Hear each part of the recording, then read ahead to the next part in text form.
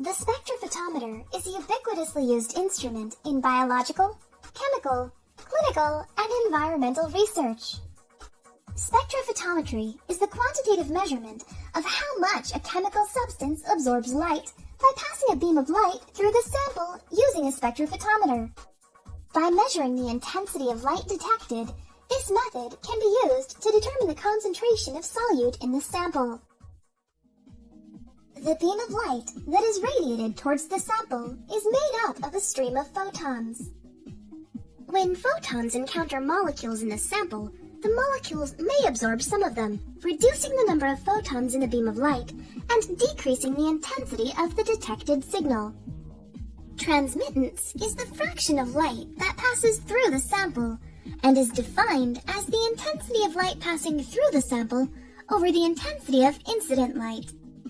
Absorbance is the inverse logarithm of transmittance and is the quantity your spectrophotometer will measure.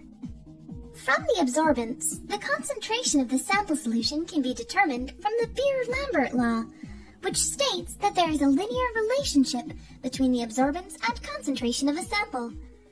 According to the Beer-Lambert law, absorbance is the product of the extinction coefficient, a measure of how strongly a solute absorbs light at a given wavelength, the length that light passes through the sample, or path length, and the concentration of solute.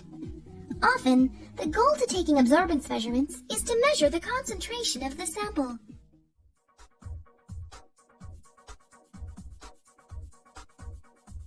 Each spectrophotometer includes a light source, a collimator, which is a lens or focusing device that transmits an intense, straight beam of light, a monochromator to separate the beam of light into its component wavelengths, and a wavelength selector, or slit, for selecting the desired wavelength. The wavelengths of light used in spectrophotometers discussed in this video are in the ultraviolet and visible range. The spectrophotometer also includes some sort of sample holder, a photoelectric detector, and a screen to display the output of the detector. Newer spectrophotometers are directly coupled to a computer, where the experiment parameters can be controlled and results are displayed.